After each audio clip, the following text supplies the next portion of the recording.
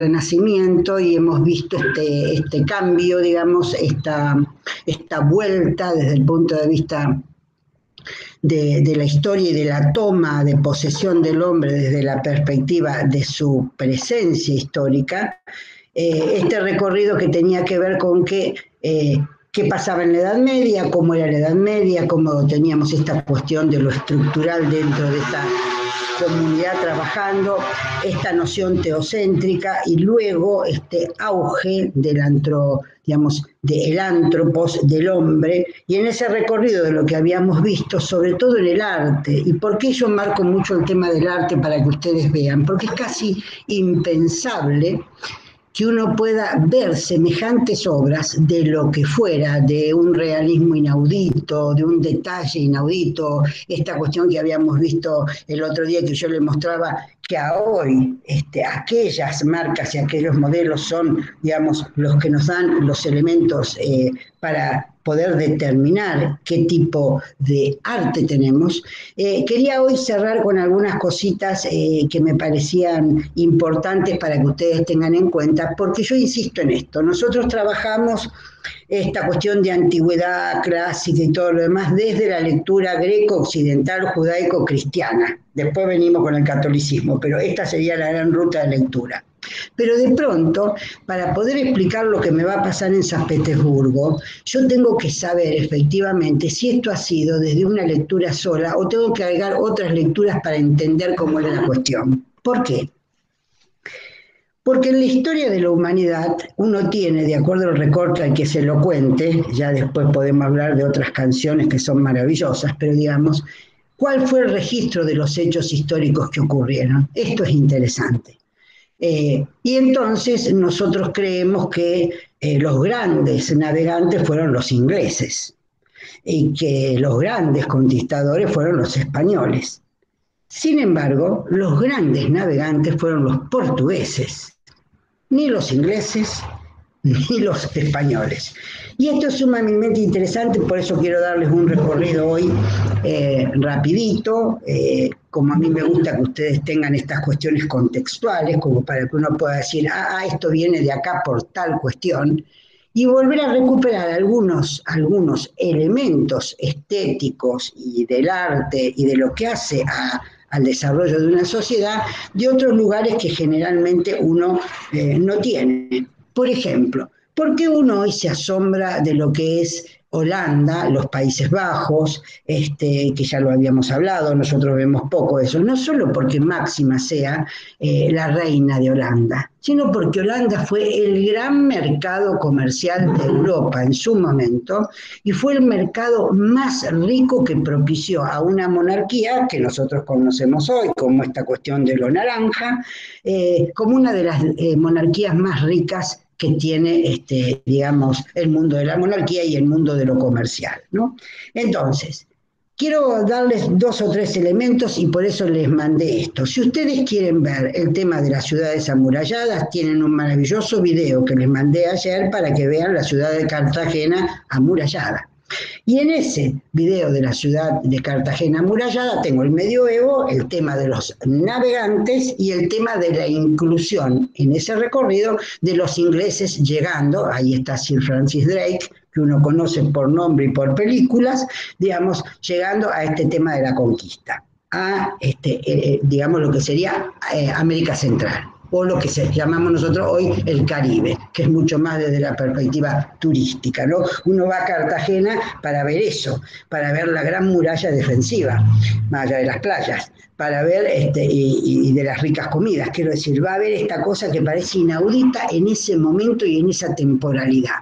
Yo lo que quiero que ustedes imaginen, o nosotros en la cátedra queremos que ustedes imaginen, es la noción contextual temporal. En ese momento, realizar estas cuestiones son casi imposibles para la vista que tenemos hoy de lo que son las construcciones. Entonces, si quieren ver ciudades amuralladas, allí tienen todo un video maravilloso que nos proporcionó un profesor muy amigo mío de la Universidad Colombiana del Norte, que nos hace este regalo porque sabe que a mí me interesa que ustedes tengan estas visiones de las cosas.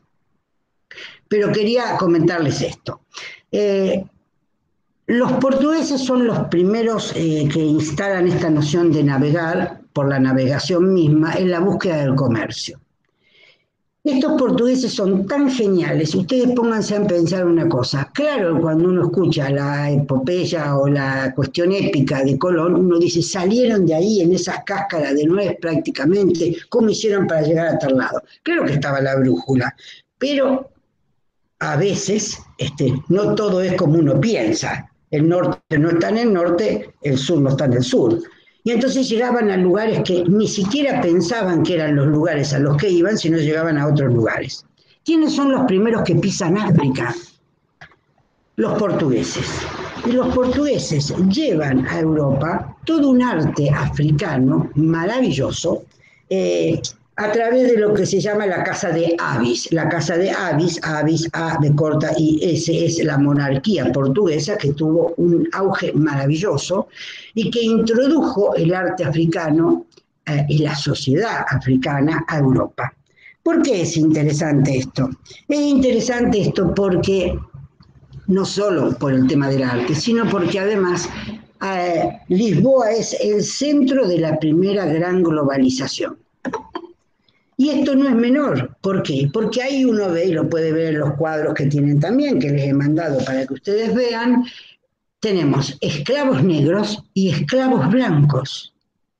Y tenemos señores que pertenecían como caballeros a la Orden de Santiago, que eran negros, discúlpenme que utilice este término, porque es la diferencia para que establezcamos esto, negros con posesiones de tierras, con una gran cantidad de fortuna personal, que es lo que nosotros no tenemos como inteligido desde la perspectiva de esa sociedad en ese momento.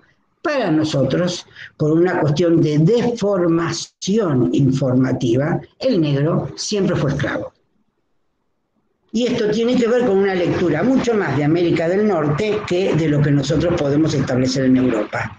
Comento porque no es menor, ¿no? Entonces, en el siglo XVI había esclavos blancos, esclavos negros, señores negros, señores que tenían que ver con grandes fortunas, y en algún momento la voy a buscar para que lo tengan de todas maneras, hay una serie inglesa que muestra esta cuestión, ¿no? Digamos, esta cuestión que tenía que ver, y aún en el mismo Estados Unidos, en algunos lugares devenidos estos africanos de poderío a Estados Unidos, esta cuestión es como la que empieza a hacer ruido en la sociedad. ¿Cómo puede ser que alguien de color tenga posibilidades económicas como los tiene el otro color?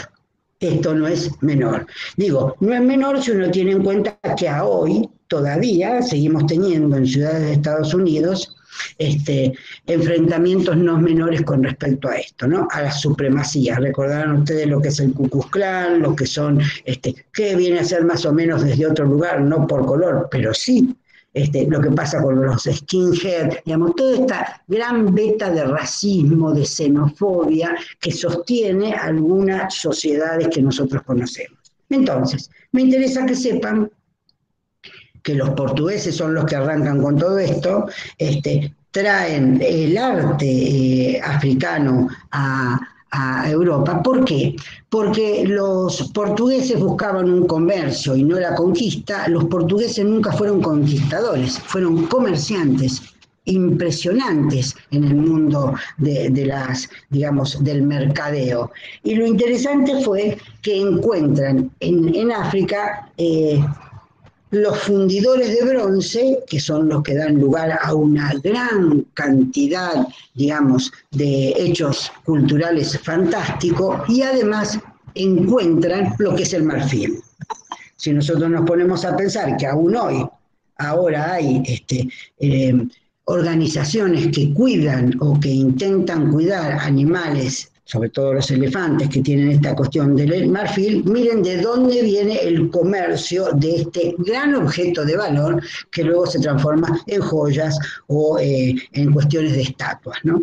Muy bien, esto quiero que lo tengan para que vean ustedes por qué uno puede hablar de negros en Europa y por qué uno puede hablar hoy después de lo de las colonias, de la urgencia y del reclamo, perdónenme, del reclamo que ciertos pueblos hacen con respecto a los pueblos conquistadores, ¿no? Los portugueses querían comercio, no querían efectivamente conquista.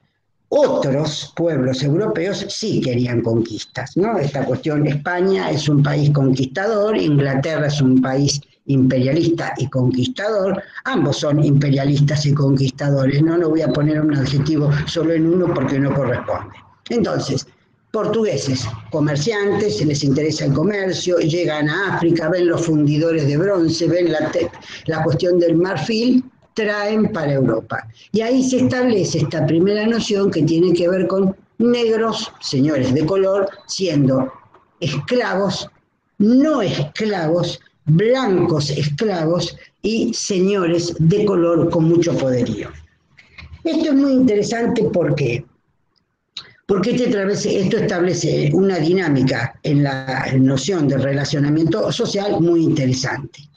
Otro aspecto que me interesa que ustedes vean del Renacimiento, de esta liga que tiene que ver con la noción de los superhombres, es una figura como Durero. ¿Por qué es interesante Alberto Durero? Primero porque es un alemán, después porque es el artista más admirado por Rafael y por Tiziano, por ejemplo, que también saben ustedes que fueron grandes artistas del Renacimiento, y tiene, y ahí se los mandé para que ustedes lo tengan, un grabado sobre un rinoceronte. ¿Y por qué muestro esto? Porque miren la calidad de una persona que era absolutamente admirada y que era casi un genio del lápiz, que tiene que ver puntualmente con haber dibujado un grabado de un rinoceronte, no conociendo un rinoceronte y llevándose, digamos, solo por las informaciones de algunas cartillas que venían en la época. No menor, digo, para que uno vea esas cosas. Entonces,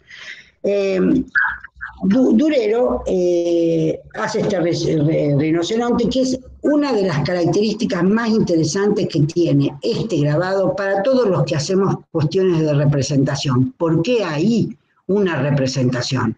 Una ficción que termina siendo no ficción creada desde la perspectiva de lo que no conozco, pero imagino que termina siendo casi lo que podría ser una fotografía de ese animal. Víctor, silenciate, que si no nos hace ruido. Bueno, mientras esto ocurre en Europa, gracias Víctor, en América Central están los aztecas. Digo, para que ustedes vean que esto no va ocurriendo solo en un espacio, están los aztecas. Los aztecas tienen un calendario sofisticado, tienen una organización comunitaria sofisticada, tienen manejo de lo que son calendarios agrícolas, conocen de la siembra, conocen de los movimientos de la luna, tienen una preparación cultural fantástica. ¿Quién llega a América desde esa perspectiva?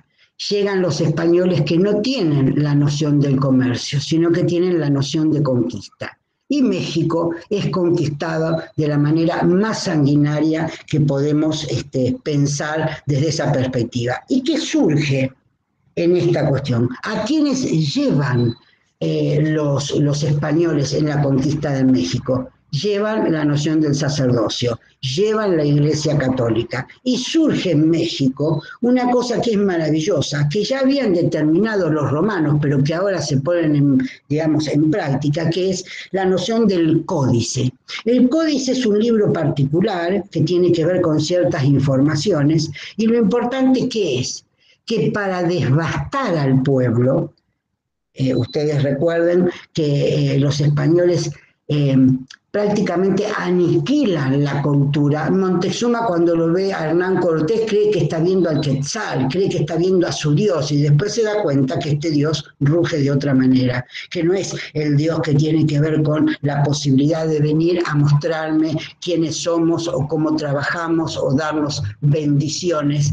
Bendiciones es un término muy católico, viene a darnos gracias o darnos poderío desde la perspectiva, desde otro lugar. Esto es muy interesante, porque estos códices, ¿qué hacen? Miren qué cosa inteligente. La Iglesia Católica siempre ha tenido muy buenas estrategias en eso. Para que saber si los aztecas engañaban a los sacerdotes con respecto a practicar su religión, lo que hacían era, hicieron códices donde ellos tenían que escribirlas y además, digamos, en realidad la escribían los sacerdotes, pero digamos, mostrarlas y graficarlas. De modo tal que si uno, como si uno viera un libro de fotografías hoy, si yo veo determinadas prácticas dibujadas y las veo que están dando vueltas cerca mío, efectivamente no han dejado de practicar su religión. Esa noción de código, es muy interesante porque, ¿qué hace, perdón, de códice? Porque el temor a ser engañado que tienen los sacerdotes produce una gran producción que a la larga hace un boomerang con respecto a la noción de desaparición de cultura. Lo que hacen estos códices es dejar estas culturas planteadas desde la perspectiva de la humanidad para que sean conocidas, ¿no? Entonces, estas cosas son interesantes para que ustedes la tengan en cuenta desde la perspectiva de que esto no ocurre. El Renacimiento no está solo en Europa y los iluminados están solo en Europa. Sí, la noción de Renacimiento tiene que ver con la conquista, tiene que ver con la brújula, tiene que ver con los viajes. He aquí una consecuencia de esta cuestión, digamos, de lo nuevo, lo explorado, ¿no? La conquista, ¿qué hace con España? La transforma también con una sensibilidad artística, porque de hecho lo que tiene que hacer es efectivamente mezclarse con lo que va conquistando. ¿Por qué? Esto produce dos cosas, y hay un término que yo ya se los había comentado la otra vez. Esto produce un tema de disglosia. La disglosia es cuando el conquistador aplaca, apaga la lengua del conquistado de modo tal que también se desaparezca lo que es la tradición. ¿Por qué? Porque muchas de estas civilizaciones, su tradición era oral. Lo que tenían desde la perspectiva de lo escrito estaba puesto en sus monumentos.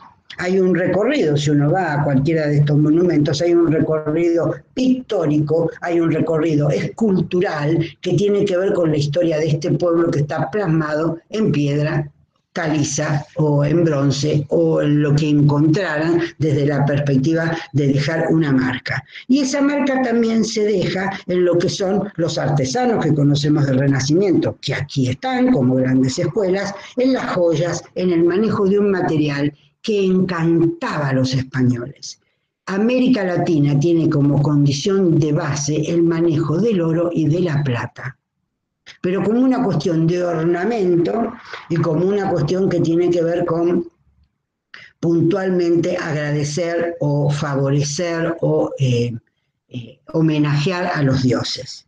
Miren, grandes pueblos de América Latina han sido devastados desde la perspectiva del oro y de la plata. México uno, Colombia otro. Si uno se pone a pensar, búsquenlo porque es fantástico. El Museo de Colombia en Bogotá tiene una gran cantidad, de lo que quedó, obviamente, de piezas de oro que tienen que ver con los chibchas, muiscas o moscas. Era una de las grandes etnias que tenía Colombia desde la perspectiva de la preservación. Estoy hablando del Renacimiento. Sigo hablando del Renacimiento. Y digo para que ustedes vean cómo nos vamos acercando a todas estas cosas que conocemos después. ¿Por qué? Porque la historia que nosotros conocemos y los movimientos que nosotros conocemos, y ahora vuelvo a un momento del primer paradigma, los conocemos sincrónicamente, pero no diacrónicamente, y no podemos mezclarlos sincrónicamente sin un recorrido diacrónico. Si yo no sé que en el mismo momento que estoy hablando de tal, en otro lugar pasa tal cosa en el mismo espacio sincrónico, obviamente voy a creer siempre que hay una distancia que tiene que ver con que aquello pasó allá y no nos tocó. Una vez que el mundo se globalizó en una primera instancia globalizada, que tiene que ver con toco y me voy, ya sea por comercio o por conquista. Me quedo con lo tuyo, pero me retiro porque lo llevo a otro lado, como pasó con todo el oro y con toda la plata, y eso que todavía queda y acá estamos discutiendo, digamos, de América Latina hacia Europa, como se llevaron otras cosas, ¿no? Como se llevaron gente para verlas, digamos, como si fueran plantas o animales, digamos, esta cosa de empezar un primer recorrido que tenía que ver con vernos y conocernos. Esto no es menor. Me interesa que ustedes sepan que Durero influye en el barroco español. Digo, para que ustedes tengan en cuenta una cuestión de eso. Y aparece en España para hablar de la miseria, para hablar de todo este claroscuro, para hablar de la perspectiva, un señor llamado Greco, que también tienen ustedes en lo que le mandé algunas cuestiones. Ahora, una cosa que es interesante es que entre toda esta recorrida que hacen los portugueses, llegan a Japón. Digo, los portugueses eran tan alborotados que donde cazaban una ruta de agua, allá se iban. Llegan a Japón. Llegan a Japón los portugueses y ¿qué pasa en Japón? Japón tiene una fuerza militar fuerte, pero además le interesa el comercio y no ser conquistado. Ustedes saben que Japón tiene que ver con el imperio del sol naciente, y entonces cuando ve que toda esta gente europea distinta llega también un tema no menor, que es la religión. ¿No? Primero llegan los portugueses llegan con españoles, llegan también árabes, digamos, malayos, llega todo lo que puede una tripulación tener desde la perspectiva de un viaje como esto que estamos hablando. Entonces, los japoneses dicen, los Namban será el nombre que designe a cualquier europeo, no estarán aquí para nosotros. Se implementan una gran dinastía durante 200 años, Japón se cierra para hacer lo que nosotros conocemos hoy, digamos, devenida, digamos, en la gran potencia que en su momento fue y por la cual Estados Unidos aplicó devastadoras medidas para terminar una guerra, ¿no? Hay que tener un pueblo adelante con hábitos y costumbres tan fuertes, digamos, como para que uno tenga que decidir que para acabar con esa resistencia uno tenga que hacer un genocidio. Estas son otras instancias que uno tiene que ver, pero que arrancan allá, ¿no? Desde esa perspectiva, se arma lo que se llama el shogunato. El shogunato es un mecanismo por el cual Japón se cierra y empieza a trabajar con su propia cultura y tiene algunas cosas que nosotros conocemos y que tiene que ver con una fuerte cerámica, una fuerte porcelana, una fuerte noción de industria textil y de industria de la papelería. Ustedes saben que la noción de papiro que venía desde Egipto pasa a Japón a tener una tradición fantástica, sobre todo en los papeles de arroz, que a uno le llaman tanto la atención, esta noción de trabajo de abanicos y de cosas tan puntuales. Si uno ve una caja de pinceles japoneses, que después también pasa con China, obviamente, si uno ve una caja de pinceles japoneses, como su marca desde la perspectiva de los que escriben es ideográfica, tengo que hacer un dibujo para decir una cosa, la cantidad de pelo que tenga ese pincel determinará el grosor o no del dibujo que quiero implementar. En ese sentido, Japón solo comercia con los portugueses, pero también llegan a Japón los holandeses. Y esto es no menor, porque los holandeses hacen de Ámsterdam el primer gran capitalismo europeo. Y este primer gran capitalismo europeo tiene que ver con esta situación que hace a tomar del país donde voy. El holandés no es conquistador, el holandés es un asombrador del comercio. Ámsterdam si Lisboa es la primera capital globalizadora, Ámsterdam es la primera gran capital comercial por excelencia, una ágora, un puerto por excelencia de suma riqueza. Para que vean esta cuestión de Japón y para que vean esta cuestión de relacionamiento entre Japón y Europa, les mandé un maravilloso artista que se llama Marigaoma Okio, y una obra entre tantas que están ahí que tiene que ver con, se llama El hilo roto, que es fantástica. Mírenla para que ustedes vean esa presencia impactante de lo que es el trazo desde la perspectiva de una organización, espacio, territorio, público, privado, contando la historia de lo que me está ocurriendo. Cuando uno ve un biombo o un lienzo o una pintura en seda de los japoneses, realmente se asombra de la linealidad. Miren la pureza de la linealidad, lo tienen, así que no me pueden decir que estoy hablando y no se los mandé. Pingui. Bien, entonces, ¿qué me importa que vean de acá? Si el arte del Renacimiento es la belleza, el superhombre, estas personas que uno ve creando cosas y uno dice, papá, ¿cómo hiciste para agarrar y hacer todas estas cuestiones? Si ustedes se ponen a pensar, Miguel Ángel hace el primer trabajo de tridimensión 3D en la Capilla Sixtina, sin tener 3D, digo. Si el arte del Renacimiento es la belleza, el arte, digamos, y el Renacimiento holandés es la realidad.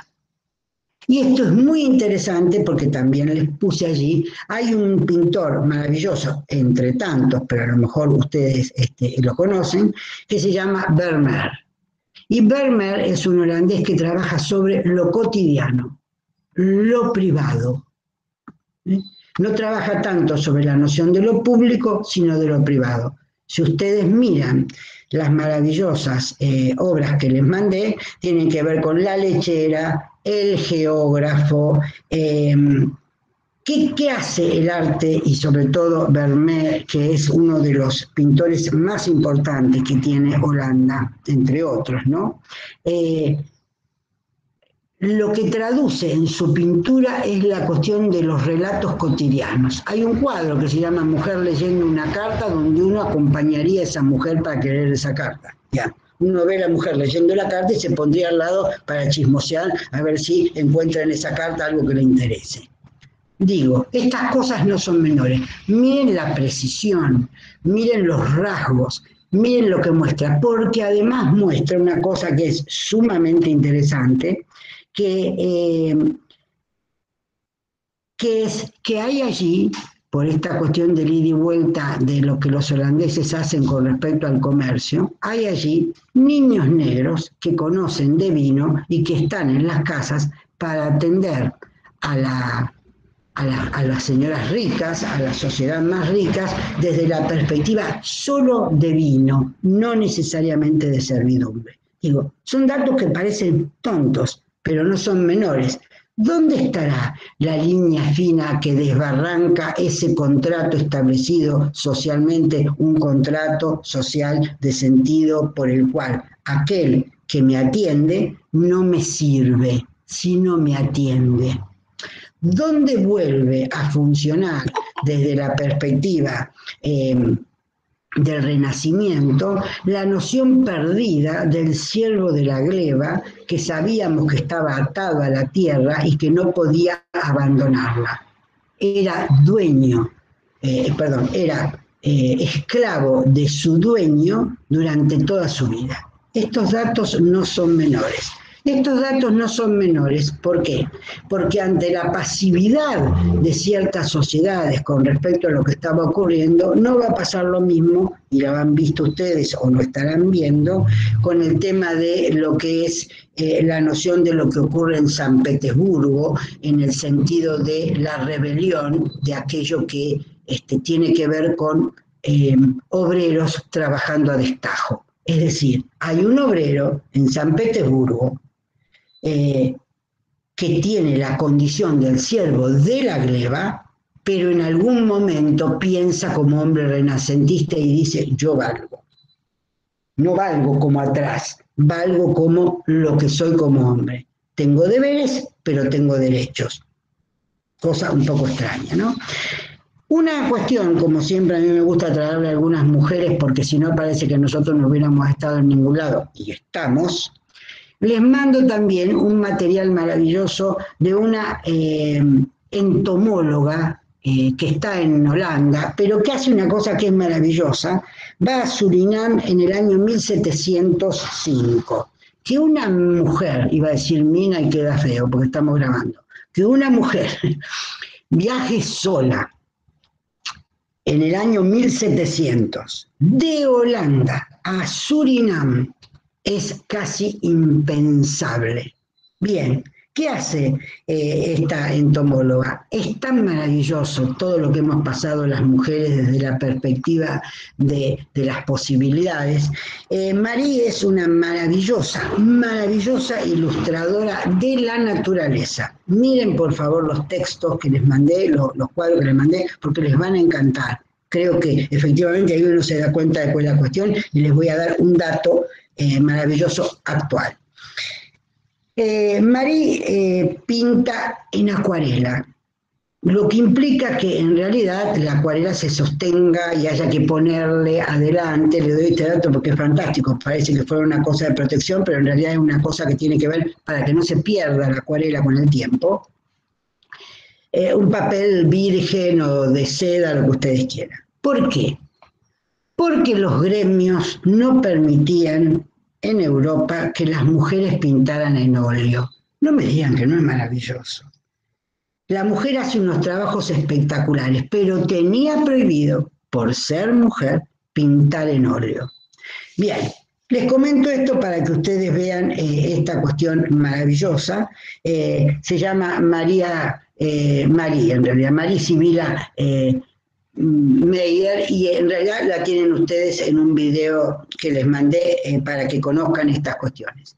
¿Por qué quiero mostrarles todas esas cosas? Para que ustedes sepan que no solo el Renacimiento tiene que ver con la Ilustración, con España, con Italia y con esta cosa que nosotros generamos desde el punto de vista solo de tradiciones que nos competen y compiten desde la perspectiva de quiénes son los que han venido y que se han instalado en nuestro país. Nosotros tenemos un relato desde la perspectiva de ciertas cuestiones de historia y de ciertas cuestiones que tienen que ver con los grandes eventos culturales que tienen que ver con las migraciones y las inmigraciones. Entonces, miren toda la gente que hemos nombrado o que hemos colocado. Hemos hablado de Japón en Renacimiento. Qué cosa extraña. Hemos hablado de portugueses, instalándolos como los primeros grandes desde la perspectiva de la navegación.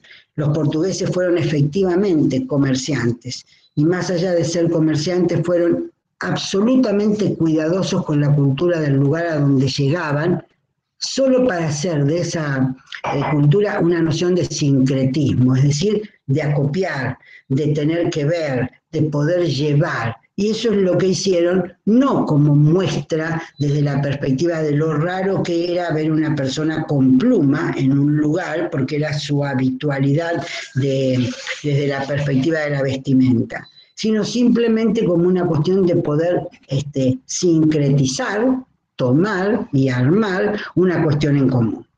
Comento esto porque me parece que es interesante que ustedes lo tengan aclarado desde esta perspectiva, ¿no? Entonces, digo, cuando uno mira el Renacimiento y cuando uno piensa, por ejemplo, en qué edad estaríamos ahora nosotros desde la perspectiva de un dato histórico, si uno quisiera hacer un dato histórico y dijera, bueno, ¿en qué estamos? Bueno, estamos en una era que tiene que ver puntualmente con la noción, digamos, de antropoceno. Ustedes saben que hay todo un trabajo de un arquitecto maravilloso que hace todo un recorrido para ver esta cuestión de contaminación ambiental, la noción del hidrógeno, la noción de las salinas en Jujuy, el tema del litio en Catamarca. ¿Por qué lo traigo? Porque tiene que ver con una era o una etapa histórica en la cual nosotros estamos depredando nuestro planeta. Quiere decir que Si nosotros veníamos en toda la ruta y pasamos por la Edad Media y llegamos al Renacimiento, y el Renacimiento tiene este choque maravilloso desde la perspectiva de ver detalles que serían casi impensables, efectivamente no es menor que un modernismo o la modernidad del subdesarrollo, que tiene que ver con el Renacimiento, barriendo todo esto y colocándolo en ruta, digamos, no es raro que los que no tuvieron esa posibilidad, pero tenían artistas fantásticos, quisieran tener ciudades como las ciudades que estamos no nombrando, pero que sabemos que pertenecen. Hablo de Florencia, hablo de Roma, hablo de Venecia. Cuando uno ve todas esas obras que tienen que ver con grandes obras, además de ingeniería, además de mecenazgo, es decir, de colocar dinero propio para que ciertas cosas funcionen o se creen digamos, maravillosas obras, quien no la tuvo puede tener la idea de querer mirar hacia Occidente, estando en Oriente, porque ese es el tema de San Petersburgo, para mirar de alguna manera y querer ser igual. Esta situación de subdesarrollo en Rusia, desde la perspectiva de llegar tardíamente por una cuestión estructural y porque además el zarismo tenía una mirada muy de introspección, había una gran división con el pueblo. Pensar en una ciudad que fue la gran idea de muchos y que de hecho ahora está ocurriendo, de tener otra capital, una capital que tuviera que ver más con lo cultural, desprenderme de Moscú, ubicar una ciudad que tuviera que ver con efectivamente todo aquello que tenía que ver con valores culturales, con lo que para nosotros tuviera que ver con la creación que teníamos, el hecho de pensar sobre un pantano en general una ciudad que se pudiera caminar no fue menor. Comento porque ustedes están viendo en el tema de los prácticos ya modernidad, el tema de modernismo, modernidad y el tema de San Petersburgo, ¿no? Digo, quería hacer ese recorrido anterior para que ustedes tuvieran más cantidad de elementos para saber que lo que uno ve en San Petersburgo era sin duda posible de hacer. ¿Por qué? Porque el gran desarrollo desde todos los aspectos que se había realizado en Europa, sobre todo con la gente que colabora desde alguna perspectiva con lo que va a ocurrir en San Petersburgo, era casi normal.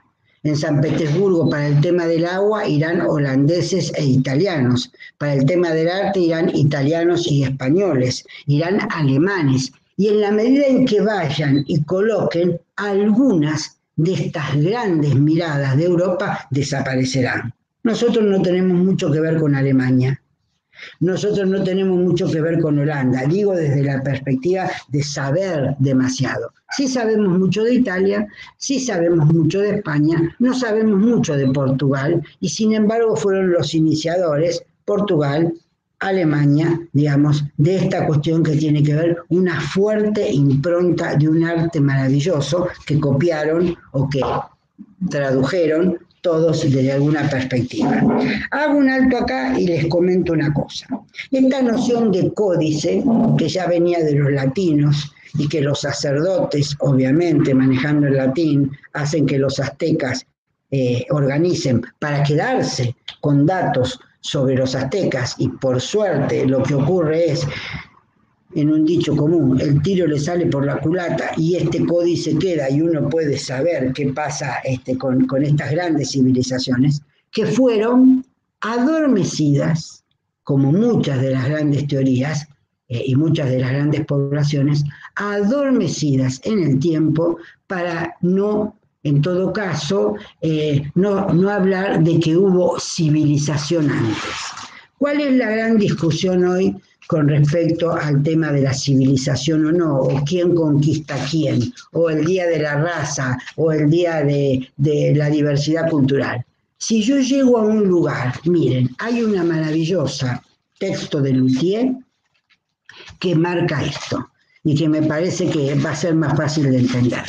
Dice Lelutier, llegó Ruiz Díaz de Vivar a Caracas y fundó Caracas donde estaba Caracas. Eso es maravilloso.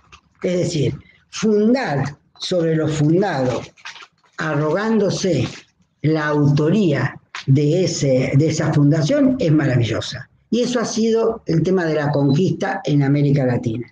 Y eso ha sido el tema del silencio en Europa con respecto a otras civilizaciones y a otras culturas que no son menores. Digo, me interesaba que esto lo tuvieran y ahora hubo otra pastoral.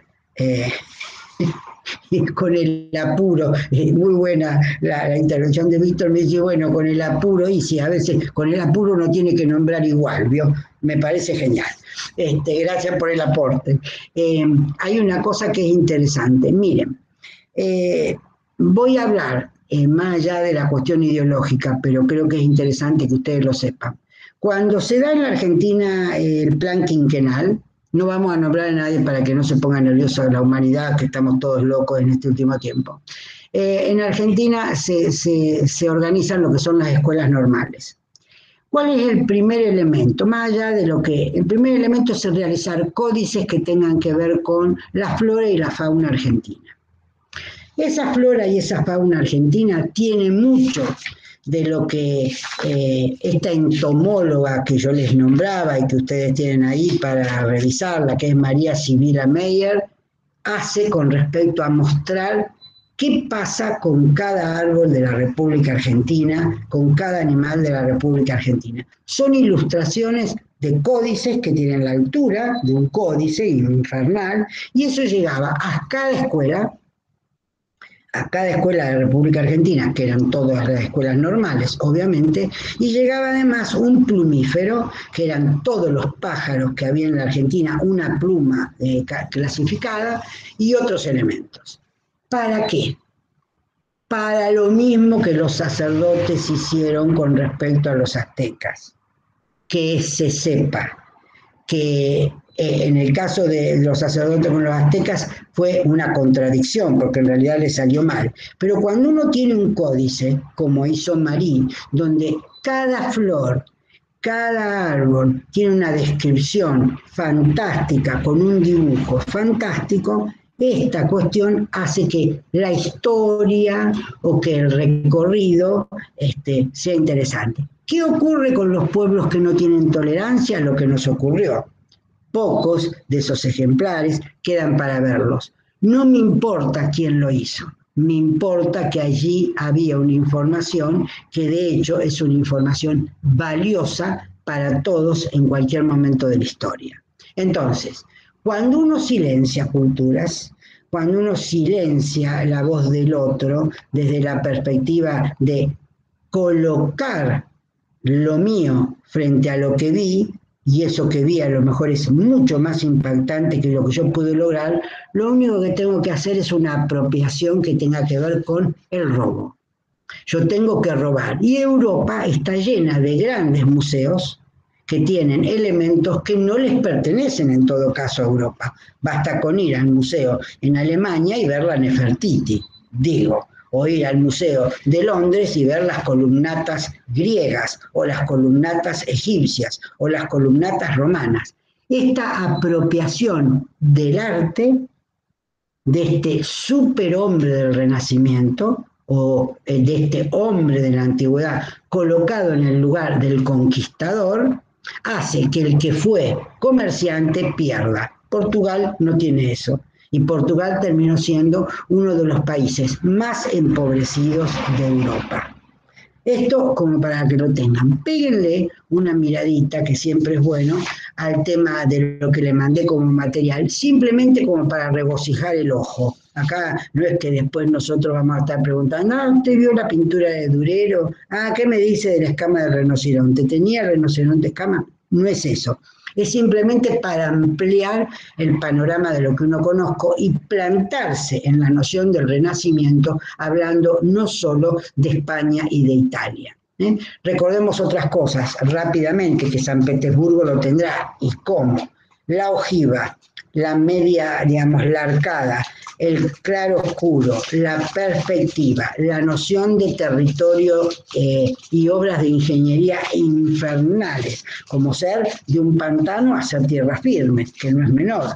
Una distribución del espacio que tenía que ver con una avenida central, la avenida Nevsky. Mírenla, la tienen también en los planos y en esto que le he mandado ayer, que le resolví la vida a Víctor rápidamente, tarde, pero se la resolví para el práctico de San Petersburgo.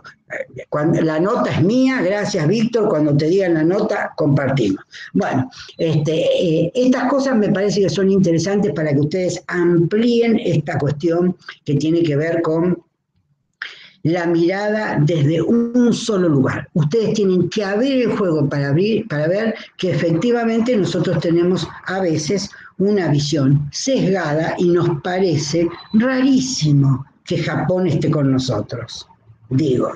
Y nos parece rarísimo, ¿por qué? Porque nosotros vemos el tema de lo que es el mundo, nuestro planeta, como una proyección Mercator.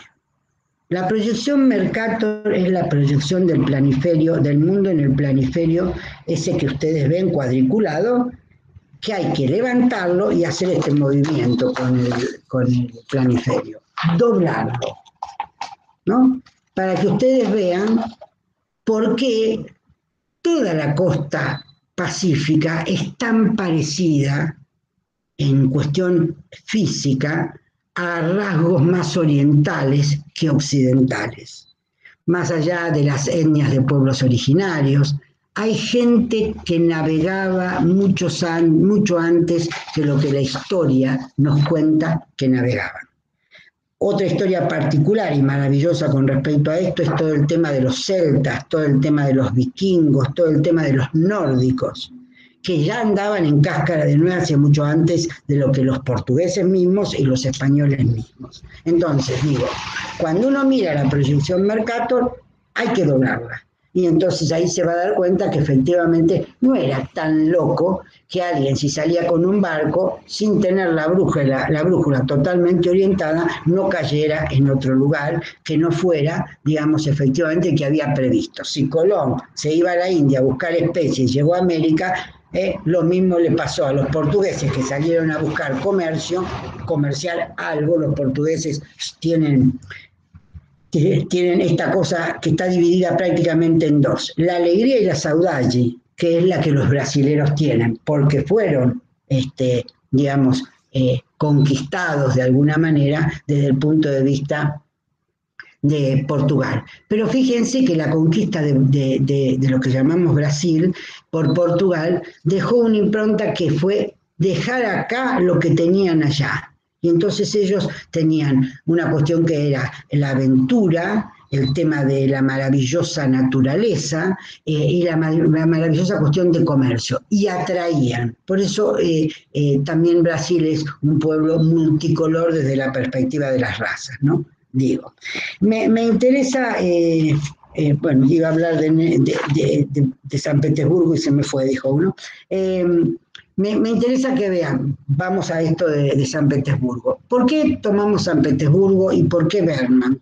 Bergman es un maravilloso sociólogo que trabaja desde la perspectiva, digamos, de explicar lo que ocurre en el lugar, en la vivencia que se tiene desde una ciencia o disciplina llamada sociología, que permite captar de alguna manera que ciertas conductas tienen que ver con los entornos que las modifican.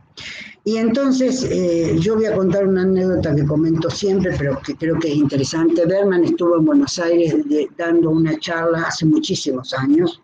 Bergman lamentablemente murió y marcó desde el punto de vista de lo que es el análisis de las ciudades este tipo de cuestión tan interesante, que es mirarlas desde una perspectiva que tiene que ver con su organización, pero además cómo incide esa organización en el desarrollo de esa comunidad que la habita.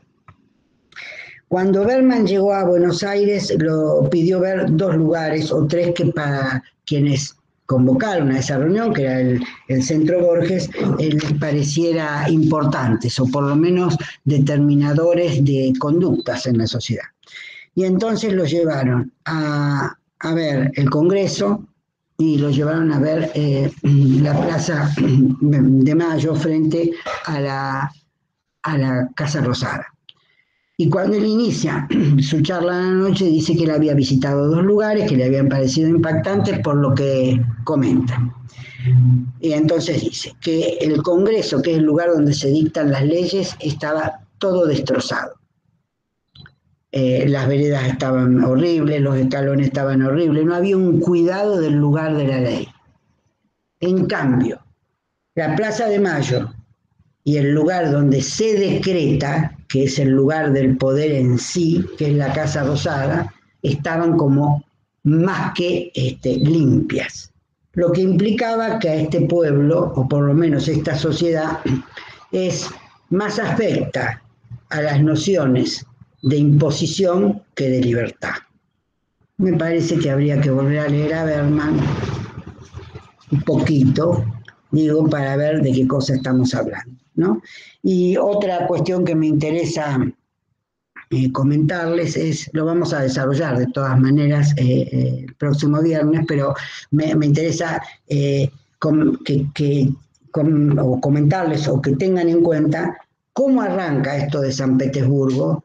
¿Qué pasa con este zar que tiene una idea luminosa con respecto a tener una ciudad que replique de alguna manera el ímpetu de Europa que no tenía? ¿Y qué pasa con el reclamo obrero después de la muerte de tantos obreros en su construcción? Miren, hay cosas que tienen que ver con nosotros, digo, como humanidad, con repetición de situaciones.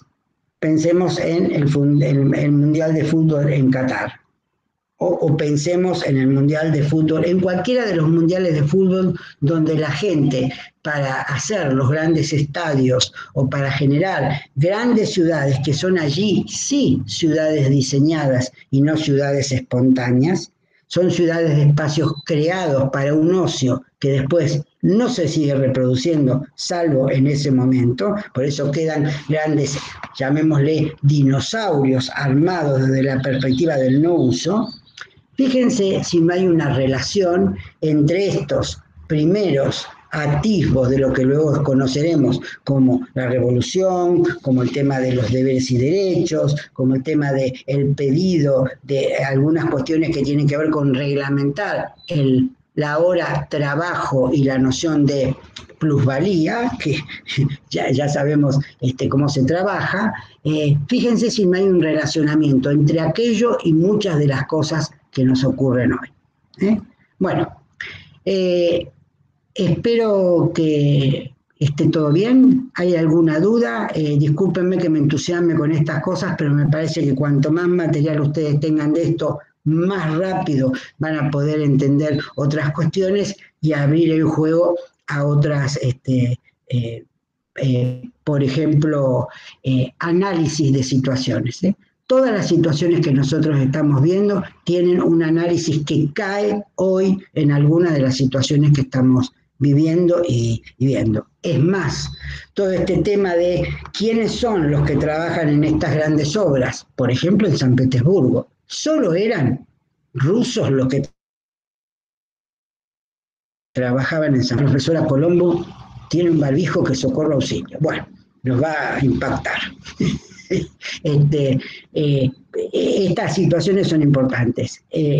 ¿Son solo rusos los que trabajan allí?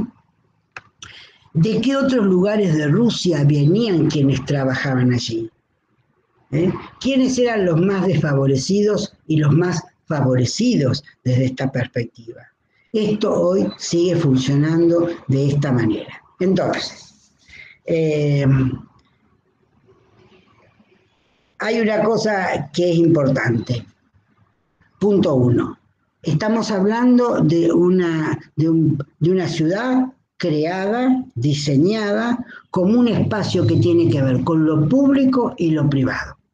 El espacio público, la avenida Nevsky, la distribución, el macadam, esta cosa que después llamaremos nosotros pavimento. ¿Por qué? Porque hay que caminar por esa avenida y ensuciarse. ¿Cómo es la distribución de la ciudad?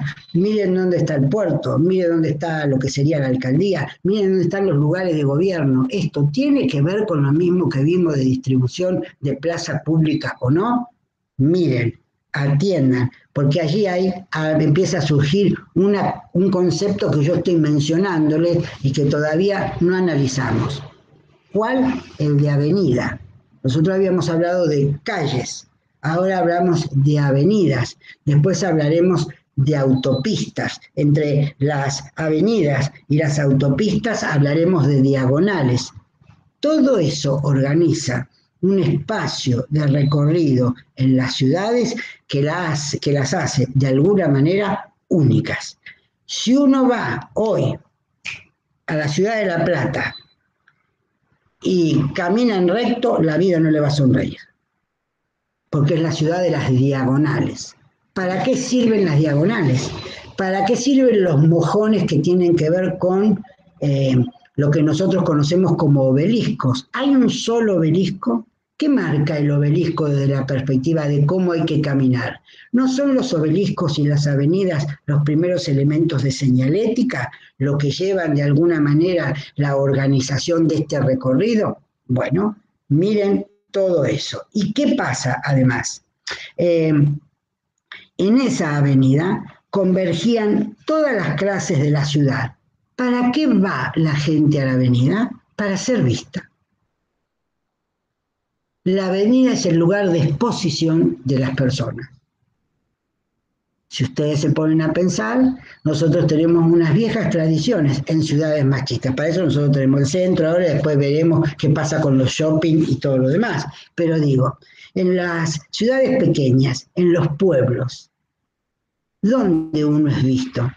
En la calle central, en lo que se llama el centro, en la vuelta del perro, en ir y venir por ese lugar simplemente para ser visto, para tomar contacto, para que sepan que estoy, para que sepan que de alguna manera tengo presencia en ese lugar. ¿Estamos? Bueno, nos vemos. Un gusto verlos. Gracias por todo. ¿Alguna duda? Me miran todo lo que les mando porque yo no me voy a quedar sin ojo para que ustedes después no lo miren. Cuando tomemos examen les voy a preguntar, ¿usted vio la acuarela de Marí? Y si me dice que no, ahí se arma. No, digo, miren, miren todo lo que les mandé para que tener una idea más clara, digamos, de todo lo que estamos viendo. Así cerramos un paquete maravilloso como es el Renacimiento, sabiendo que no solo se dio en Italia ni en España. Así que gran cariño para todos. Gracias. Chao, muchas gracias. Chao. Un buen fin de. Nos vemos. Gracias, nos vemos. Chao, profe, gracias. Olga. Oh, ya se fue. Ah, puta.